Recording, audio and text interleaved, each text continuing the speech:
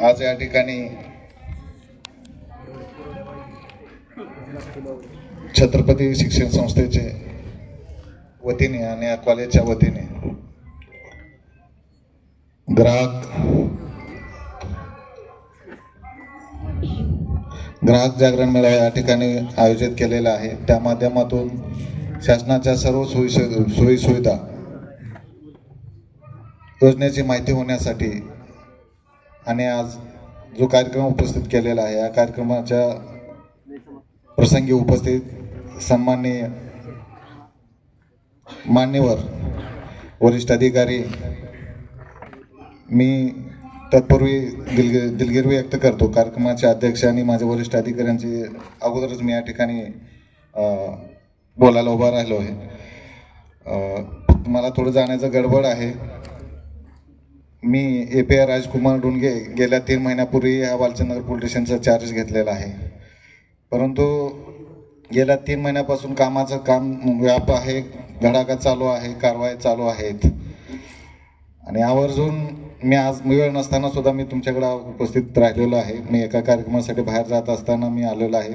फक्त मला विद्यार्थ्याशी आणि इथल्या कॉलेजमध्ये घडलेल्या एका घटनेच्या प्रसंगावरून तुम्हाला हितगुज करण्यासाठी मी या ठिकाणी आलेलो आहे। मी काय बोलणार आहे तुम्हाला सगळ्यांना नक्की माहित असेल, माहिती आहे? नाही, सांगतो। सध्या स्पर्धात्मक युग आहे, प्रत्येक जणाकडे मोबाईल आहे, लॅपटॉप आहे, संगणक आहे, अँड्रॉइड मोबाईल आहे। पाहिजे ती घटना आपण जवळ बसू शकतो, पाहिजे त्या चांगल्या गोष्टी बघू शकतो, पाहिजे त्या वाईट गोष्टी आपण बघू शकतो। परंतु त्या गोष्टीचा परिणाम चांगल्या गोष्टी घेतलं तर चांगलं होईल, वाईट गोष्टीचं घेतलं तर वाईट गोष्टी होतात आणि त्याचा परिणाम कसा होतो?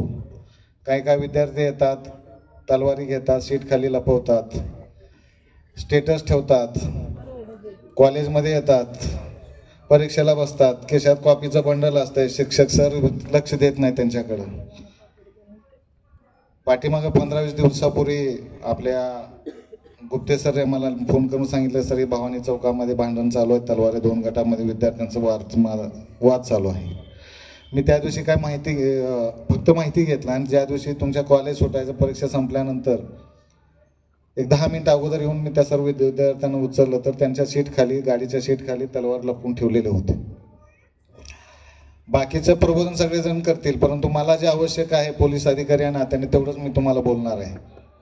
सीट खाली तलवार लपवून ठेवणे, गज घेणे हे जे प्रकार आहे अतिशय चुकीचं आहे आणि त्या विद्यार्थ्यावर, 2 विद्यार्थ्यावर आपण गुन्हा दाखल केलेला, आर्म ॲक्ट प्रमाणे गुन्हा दाखल केलेला, तलवार जप्त केलेला आहे। ठीक आहे, त्या आजूबाजू काटेवाडीचे असतील, परंतु माझ्या हद्दीमध्ये ह्या छत्रपती शिक्षण संस्थेमध्ये शिक्षण घेण्यासाठी येत असतात।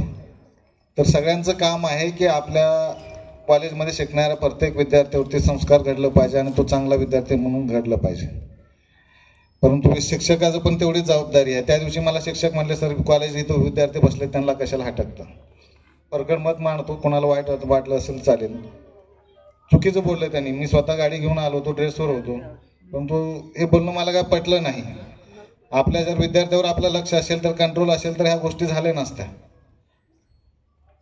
आणि ज्यावेळी मी त्याला चौकीमध्ये नेऊन त्याला चेक केलं तर त्याच्या खिशामध्ये एवढं कॉपीचं बंडल निघालं। तर माझं मत आहे, ज्या अशा योजना तुम्ही या ठिकाणी घेता त्याच योजनेप्रमाणे एक चांगला विद्यार्थी, चांगला इथं शिक्षण घेऊन तो एक चांगला अधिकारी किंवा चांगला माणूस म्हणून किंवा चांगला सुजाण नागरिक म्हणून त्याचं जीवन व्यतीत करता आलं पाहिजे। या कॉलेजकडून आपल्याला काहीतरी देता आलं पाहिजे। या दृष्टीने सुद्धा शाळेतील सर्व शिक्षक वृंद असतील, सर असतील, स्टाफने सर्वांनी काळजी घेणं गरजेचं आहे। परंतु तसं होताना मला दिसत नाही। मग आपल्या ह्या विद्यार्थ्यावर ठीक आहे, मला माहित आहे कॉलेज जीवन आहे, 12वी 13वी 14वी 15वी असेल, त्यांच्यावर कंट्रोल आपण जास्त बोलू शकत नाही, परंतु शाळेच्या माध्यमातून, कॉलेजच्या माध्यमातून आपण त्यांना त्यांच्या चुकाची जाणीव करून देणं गरजेचं आहे। एकदा की तुमच्यावर गुन्हा दाखल झाला तर आयुष्यभर तुम्हाला पश्चाताप केल्याशिवाय पाळी येणार नाही, तुम्हाला कुठलंच पासपोर्ट मिळणार नाही, सर्व्हिस लागणार नाही, कॅरेक्टर सर्टिफिकेट मिळणार नाही। आणि असे जे कोणी असतील तर त्यांनी हुशार राहावं। इथून पुढे आतापर्यंत आम्ही जवळपास 5-6 स्टेटसवर ठेवणारे तलवारी गुन्हे दाखल केलेले आहेत आणि ज्यांच्याकडे त्यांनी तलवारी असेल तर त्यांनी लपवून ठेवा, नसेल तर त्यांनी आणून जमा करा. स्टेटसवर जरी तुम्ही जुने कुंडे ठेवले तो फोटो 2 वर्षापूर्वीचा असू द्या, 3 वर्षापूर्वीचा असू द्या, गुन्हा दाखल होणार म्हणजे होणार 100%. इथं कायद्याचं राज्य राहिलं पाहिजे. भीतीचं दहशतीचं वातावरण जर निर्माण झालं तर मी कोणालाही सोडणार नाही, मग तो कोण का असेल. आणि विद्यार्थ्याचं काम आहे आपण शिक्षण घेतलं पाहिजे. बाकीच्या गोष्टीमध्ये आपल्याला काही देणं घेणं नाही. जर तुम्हाला एवढं दहशतगर्दी गुंडगिर्दी करायचं असेल तर तुम्ही शिक्षण कॉलेज सोडायला पाहिजे. आम्ही तुम्हाला खंबीर आहे. पण तुमच्यामुळे एखाद्या कॉलेजचं नाव बदनाम होत असेल, एखाद्या सराचं नाव बदनाम होत असेल तर आपण पण विचार करायला पाहिजे. त्या दृष्टीनं शाळेतील सर्वांनी त्यांना आपण क्लासवर लेक्चर घेत असताना त्यांना ह्या संस्काराची जाणीव करून देणं गरजेचं आहे, जेणेकरून त्यांना भविष्यात सुद्धा असल्या कुठल्या चुका होणार नाहीत. इथं महिला मंडळी भरपूर आहेत, मुली भरपूर बसलेल्या आहेत. तुमच्यासाठी कोणीही जर छेड करत असेल किंवा जाताना येताना, शाळेत कॉलेजला जाताना येताना किंवा कॉलेजमध्ये कोणी त्रास देत असेल तर तुम्ही पोलीस प्रशासनाला कळवू शकता. आमचा निर्भय पथक आहे. आठवड्यातून किंवा 10 दिवसातून 100% बारामती डिव्हिजनसाठी आपण निर्भय पथक आहे. प्रत्येक तालुक्यासाठी 2-2 दिवस त्यांनी दिलेले आहेत, इंदापूर आणि बारामती. त्या दरम्यान आपल्याला प्रत्येक कॉलेजला ते व्हिजिट करतात. त्या दरम्यान आपल्या काही अडचण असतील तर जे महिला कर्मचारी आहेत निर्भय पथकामधील त्यांना तुम्ही आपले जे काय अडचण असेल ते सांगू शकता.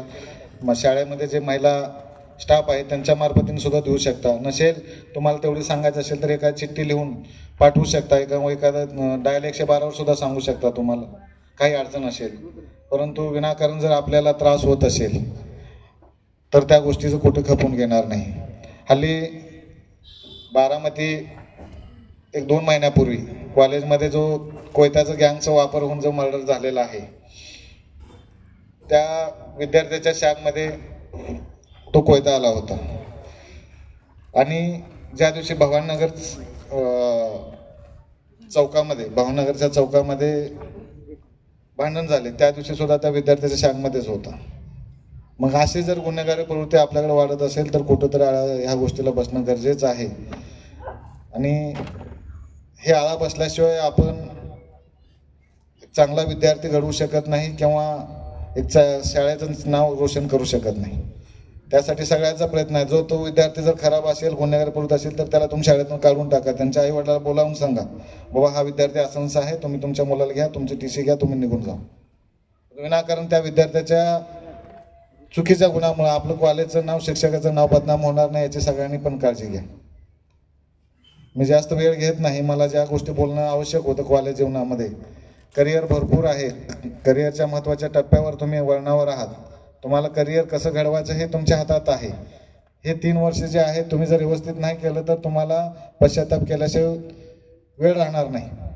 त्यामुळे सगळ्यांनी आपल्या कॉलेज जीवनाचा आनंद घेत अभ्यास करत तुम्ही पुढे मार्गक्रमण केलं पाहिजे.